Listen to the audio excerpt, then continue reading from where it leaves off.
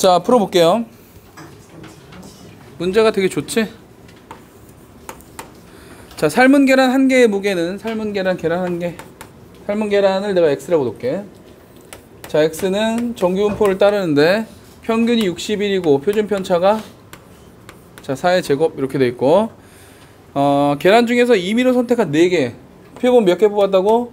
4개를 뽑았다고? 그러면 표본 평균들도 정규분포를 따른다고.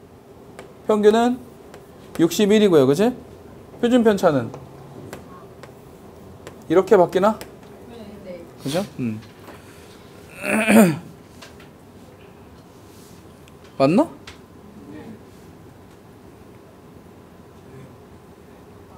예.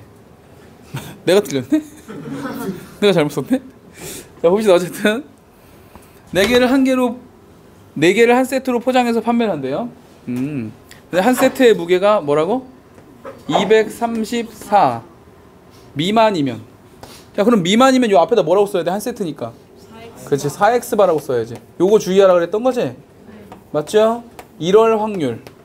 이러면 기준 미달로 판매를 하지 않는 거야. 그죠? 판매를 하지 않는데 주인공이 바뀌고 있지? 맞죠? 몇 개? 세트 2,500개. 2,500세트. 2,500세트를 어떻게 하겠다고? 임의로 택해가지고 기준 미달인 세트, 즉 불량품이라고 합시다.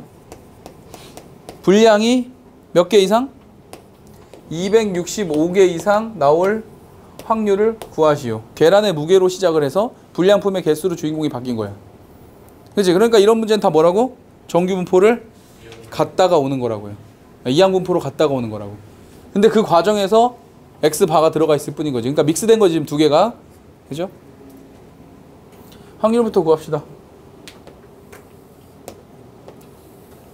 자, 여기가 얼마라고?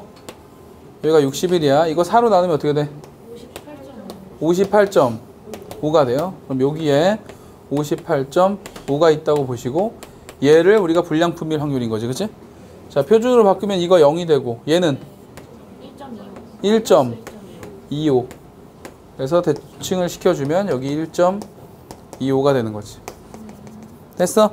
1.25 확률 얼마야? 0.4네요. 0.4. 네? 아, 0.1이네요. 0.1. 네. 됐지? 예? 0.4라며 여기서부터 여기까지가. 네, 넘어갈게요. 자, 그런데 이 0.1의 확률로 가지고 2500세트를 확인한다고 했으니까 얘가 다시 뭘 따르는 거야? 이거 y라고 합시다. 이항분포 따르는 거지? 시행 횟수가 몇 번? 2500번. 확률은 0.1, 10분의 1이겠죠. 이렇게. 됐나? 자, 그럼 평균 얼마? 평균이 250이 되고, 자, 분사는요? 분사는 뭐야? 얼마 나와? 225. 표준 편차 15가 되겠지. 얘를 가지고 또 뭘 한다? 또 뭘 한다? 정규분포를 다시 구한다 이거죠. 평균이 얼마가 돼서? 250이 되어서. 몇 개 이상? 265 이상이지. 그치? 여기 말하는 거지? 그럼 표준으로 바뀌면 얘가 0이 되고 얘가 1이 되겠네요. 이렇게 해서 마무리하시면 되겠다 이거지. 됐어? 자, 이렇게 해서 정규분포에서 우리가 신경 써야 되는 두 개의 유형. 표본 뽑았을 때 확률 구할 때 이거 주의하는 거 세트. 그죠? 두 번째는 뭐? 이항분포로 넘어갔다가 다시 정규분포로 오는 요 유형까지 정리를 잘 하시면 되는 거지. 틀리지 마세요. 오케이. 자, 넘겨서 3번은 이제 실내 구간에 대한 이야기 하면서 마무리하면 될 것 같아요.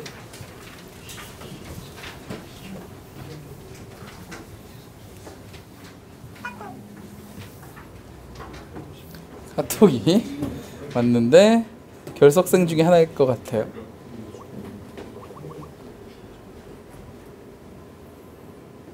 자, 보겠습니다. 실내 구간은 우리 어떻게 하지? 무평균의 실내 구간 어떻게 돼? x바 마이너스 k분의 루트 n분의 시그마. 여기는요 x바에 플러스 k 곱하기 루트 n분의 시그마. 이렇게 하면 되겠지? 실내 구간에서 우리가 꼭 정리해야 되는 부분은 자, 요 K가 무엇을 나타내는가? 얘가 신뢰상수지, 그지? 신뢰상수. 95%일 때는 그렇게 외우면 안 되지. 문제에서 줄 때도 있으니까. 그죠? 이런 거죠. 봐봐. 제가 나타내는 게 자, 평균이 있을 때 만약에 내가 이거를 95%로 추정을 한다라고 하면 95%로 추정한다고 하면 확률이 얼마란 얘기야? 100분의 95란 얘기죠. 100분의 95면은 면적이 0.95가 돼야 된다는 얘기니까 얘를 기준으로 한쪽의 면적이 얼마 돼야 돼? 0.475가 돼야 되는 거지, 면적이. 이쪽의 면적도 똑같아야 되는 거, 그죠? 그랬을 때 여기에 오는 값이 바로 뭐인 거야? 얘가 K인 거죠. 그치? 근데 실제 문제에서 알려주기로는 0.475의 면적을 갖는 요 값이 1.96이니까 1.96을 우리가 쓰는 거지. 근데 문제에서 1.96이 아닌 걸로 알려주면 그 녀석을 쓰는 거라고요. 알겠어? 그래서 마지막으로 정리할 때 꼭 신경 써야 되는 거, K에 뭐를 써놓을지 헷갈리면 안 된다. 혹시나 해서. 알겠음? 자, 이렇게 하면 신뢰 구간의 길이 L은 어떻게 되는 거고, 여기서 이거를 빼면 되는 거니까 2K 곱하기 루트 N분의 시그마가 되는 거고요. 오차가 뭐가 되는 거예요? 오차가 요 녀석이 오차가 되는 거죠. 얘가 오차예요.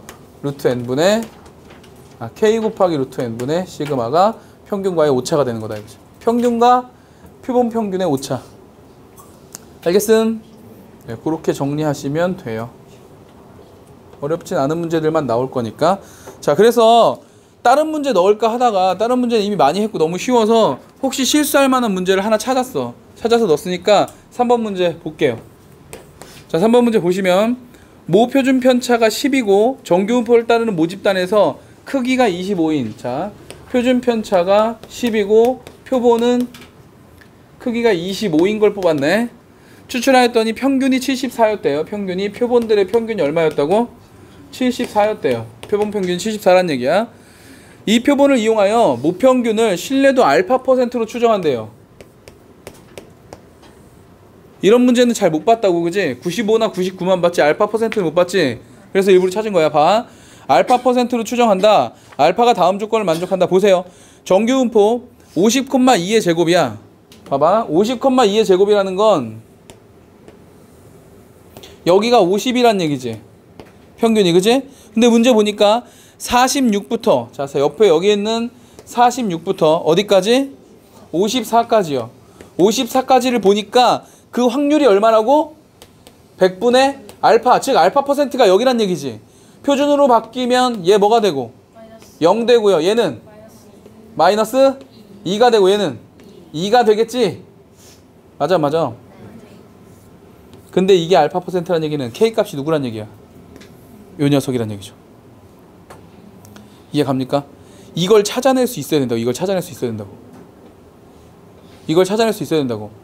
그죠? 노멀한 문제처럼 그냥 95%의 1.96 막 이렇게 주지 않는 형태의 문제가 나오면 당황할 수 있단 말이야. 알겠지? 요쪽에 오는 요 녀석이 K인 거라고. 그러면 신뢰 구간 어떻게 돼? 신뢰 구간 M은 누구에서? 74에서 마이너스 K 2가 오면 되고 루트 N 5분의 여기에 10 이렇게 오면 되는 거지. 이쪽도 74 플러스 2배의 5분의 10 이렇게 오시면 되는 겁니다. 이게 답이에요. 알겠지?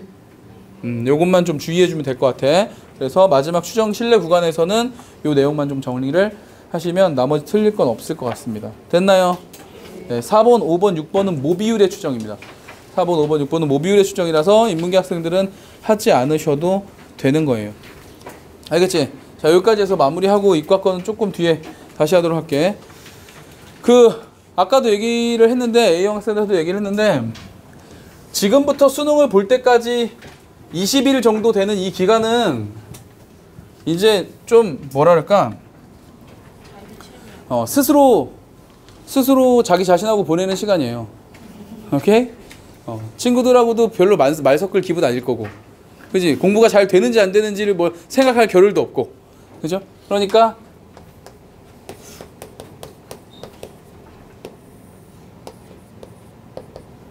이렇게 최면에 걸려야 돼. 수능 날은 제일 뭐뭐한 날, 운 좋은 날. 그죠? 수능 날은 내 인생에서 가장 운이 좋은 날이고 가장 컨디션도 좋은 날이고 가장 찍은 게 잘 맞을 날이고 그렇게 믿어야 되는 거야 20일 동안. 그래야 하늘이 도와 나를. 알겠어? 알겠어? 나도 기도를 많이 할 테니까. 그래서 수능 날 긴장만 안 하시고 공부한 대로만 좀 풀어갖고 오면 그럼 되지 않을까. 그리고 수학의 입장에서는 다른 과목은 다른 과목 선생님이 얘기해 주겠지만 수학은 분명히 올해도 쉬울 거야. 알겠죠? 그래서 선생님이 아까도 얘기해서 또이가 좀 그런데 수능 문제, 수학 문제가 쉽다는 건 두 개를 뜻한다고. 하나는 난이도 자체가 쉽거나 아니면 유형이 새롭지 않거나. 알겠지? 근데 이제 걱정되는 건 뭐냐면 난이도 자체가 낮은 건 걱정을 안 하는데 난이도 자체는 실제 그렇게 낮지 않으나 실제 행렬, 추론, 기억, 니은 데 같은 경우는 별로 그렇게 난이도가 낮은 건 아니야. 근데 세 개 반복되는 유형, 역행렬, 교환법칙, 연산이 계속 너무 똑같이 나오니까 난이도와 관계없이 학생들은 체감을 쉽게 한다는 얘기지. 그죠? 그러니까 평가원의 입장에서는 이건 체감 난이도가 낮다고 판단했는데 우리는 풀 때 어려운데? 이러면은 망치는 거야. 알겠지? 그러니까 선생님이 신경 쓰는 건 딱 하나. 정형화된 유형을 틀리고 오면 안 된다. 그래서 마지막에 최종 파이널을 처음부터 끝까지 정리를 한번 해준 거야. 알겠죠? 내일 저녁에 지금까지 우리가 테마 1부터 정리한 모든 영상을 업로드 할 겁니다. 유튜브에. 알겠지? 그럼 다음 주 월요일, 내일 말고 다음 주 월요일부터는 여러분들 스스로 공부를 하면서 유튜브를 반복해서 계속 보는 것도 좋은 방법이 될 것 같아요. 수능 전날도. 수능 전날도 잠들기 전에 테마 1번은 이거, 패스 2번 이렇게 쭉쭉쭉 보면서 정리를 하면 될 것 같아요. 알겠지? 네, 그동안 고생 많았고. 자, 재수생들 영상으로 인사를 해서 되게 미안한데 보고 인사했으면 더 좋겠지만 너네가 썩 이쁘지 않았어. 얘네만큼 이쁘지 않았어. 장난이고. 1년 동안 고생들 많았고 마지막에 파이널에 못해줘서 직접 못해줘서 미안하다. 혹시나 시간이 되면 수능 끝나고 만나는 걸로 하시고요. 자, 우리는 12월 30일. 자, 우리는 약속을 합시다. 우리는 12월 31일 정확하게 12시에 12시가 딱 넘어가는 그날 건배할 겁니다. 알겠지? 건배할 겁니다. 알겠지? 건배할 겁니다. 그래서 12월 3 이전에는 좀 그렇고 혹시 수능을 잘 못 보더라도 오시고. 그리고 얘들아 자살은 안 할 거지? 먹고 자살. 이날 술 먹고 죽던가. 야, 그동안 고생 많이 했습니다. 인사하고 끝내는데요. 사진을 한 방 찍고 끝낼 거니까 제발 고개 좀 숙이지 마. 이거 내가 계속 봐야 돼. 자, 화이팅 해. 왼손 들고 화이팅. 하나, 둘, 셋. 됐어. 사진 찍는 것도 지금 동영상에 다 찍힌 거예요. 야, 3년 동안 고생 많았습니다. 찬우나, 마지막으로 네가 인사하자. 일어나서. 좋아. 나갈 때 선생님이 악수하고 나가세요, 다들. 수고했습니다. 안녕.